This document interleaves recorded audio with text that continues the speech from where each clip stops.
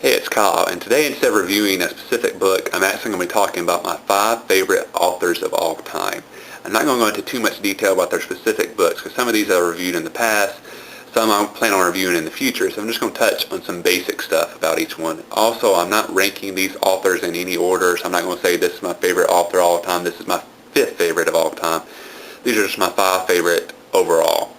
The first author I'd like to talk about is Harry Turtledove. He's considered the best author in the genre of alternate history. He's very, very good at taking one little small historical fact and imagining what had happened if this occurred differently. Just one little small thing, and how would everything just change immediately.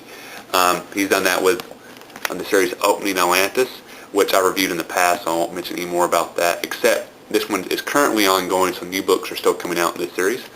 He also imagines what would have happened if Japan had invaded Hawaii immediately after they bombed Pearl Harbor. This is a short 2-book series.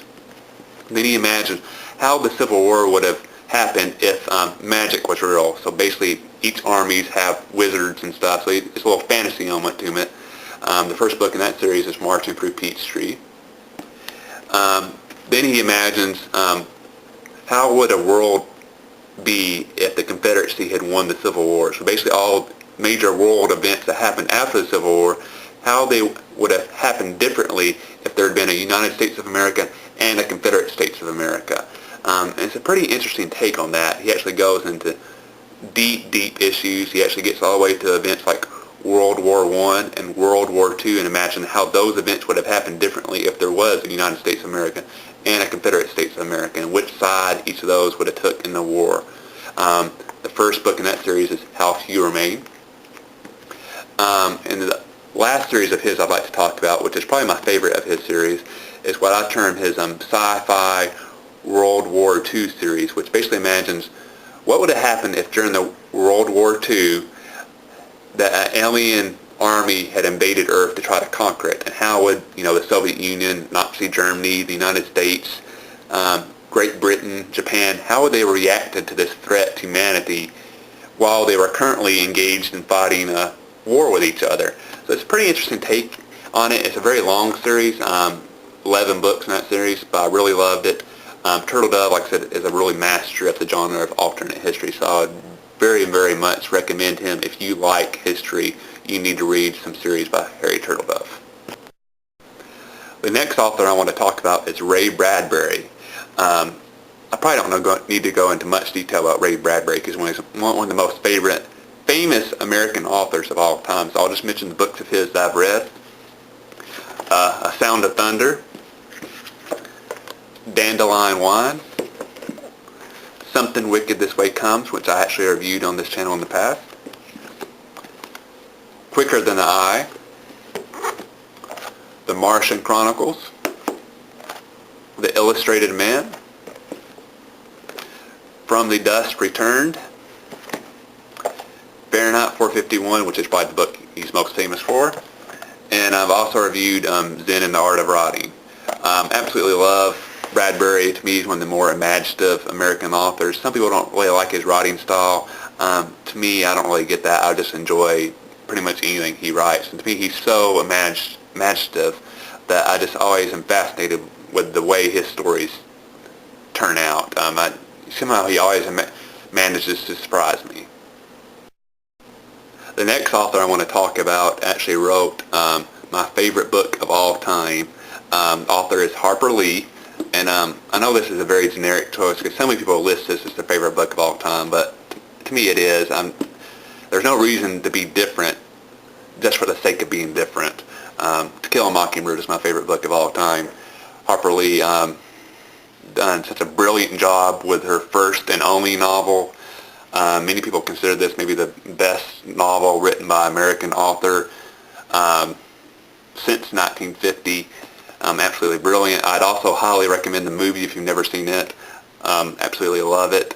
And also, a lot of people, well, most people know, some people don't.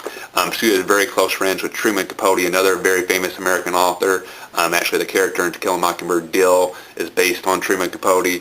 And another American classic that Truman Capote wrote, In Cold Blood, Harper Lee actually helped edit it and actually research it with Truman. If you've ever seen the movie Capote that came out a few years ago, you get to see that relationship between Truman Capote and Harper Lee explained in that movie. And actually, if you ever read In Cold Blood, if you notice who it's dedicated to, it's actually dedicated to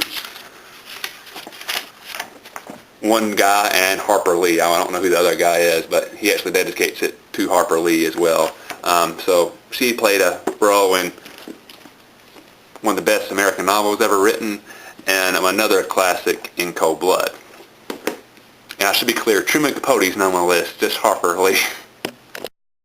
The next author I want to talk about is Herman Wouk. I might be pronouncing that wrong. His last name is spelled W-O-U-K. My favorite book of his is The Caine Mutiny, which he actually won the Pulitzer Prize for in 1951. It focused on the events of World War II minesweeping ship, and really doesn't focus a lot on the war. It's actually focusing on how the people on the ship relate to each other and how they interact. The reason this is such an old book, the college I went to, the library, they'd get rid of, if books hadn't been checked out for a long time, they would put them outside, and basically the students could get free old books. So I got a lot of books that way, and that's how I got introduced to this author. Is this book was actually in the library and hadn't been checked out a long time, so I picked it up, loved it, and actually got other books of his, such as The Winds of War, War and Remembrance, and Marjorie Morningstar. This was another book I picked up at that library. Great author. I'd really encourage you to find some of his books. A lot of people don't know about him anymore since he was mainly a very popular author in the 1950s and 60s, but I recommend you go find one of his books. I think you'll really enjoy it. The next author I want to talk about is Ken Follett. He actually wrote what is probably my second favorite book of all time, Pillars of the Earth. And I want to say one thing before he makes a comment. I read this book several years before Oprah put it on her book club, so don't even accuse me of reading a book because Oprah recommended this. I actually read, it's an interesting story how actually I read this. This is the first book of Ken Follett's I ever read. It's my high school AP US history teacher, my junior year in high school, actually came to class one day, and this is the only time she ever recommended a book. So all the students were kind of taken aback when she did go, well, she must really love this if she recommended it to us. But she basically came in and said she was reading this book and it had the worst villain she'd ever read anywhere. She hated this character so much. She would get so mad while she was reading the book, she'd have to put it down to calm herself down. And when I first had it, like, yeah, right. But same thing when I read it, there's a villain in here you just absolutely hate so much. Sometimes you just have to put the book down to calm yourself down a little bit. Recommended the book to my sister. She read it. She had the exact same reaction to it. Love this book. I'm actually currently rereading this book. I think I've read this one 5 or 6 times, and it is a long book. It's about almost 1,000 pages, so it kind of gives you the idea of how much I love this book. If I've read a 1,000-page novel probably 5 or 6 times in the past 10 years or so. This book covers the events of a building of a cathedral in England during the Middle Ages.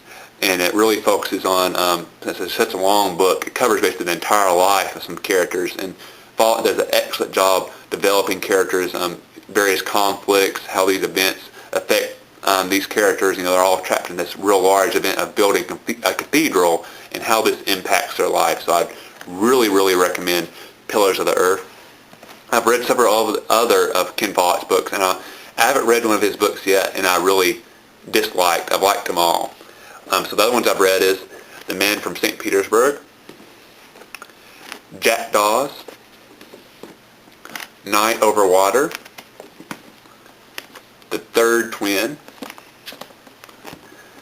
and A Place Called Freedom. Follett does a good job with all of his books, really developing these characters and stuff. That's probably his strongest suit. So I'd really recommend him. His books read really quick. It's not like he's writing American classics, although I think Pillars of the Earth might fall in that category. But he's just a very popular author, does a great job with his work. I would very much, if you're looking for a good read, especially this summer, maybe a book to take with you to the beach or something, go pick up any of Ken Follett's books. You won't go wrong with that. So unless I've lost count, I believe I've covered all 5 of my favorite authors of all time. Please feel free to leave any comments, like if there's any of these authors you absolutely love. Maybe if you hate one of them, let me know. I'll be interested to know what your opinion is. And I hope that this video maybe encourages you to go out and maybe read a book by one of these authors that you haven't read before.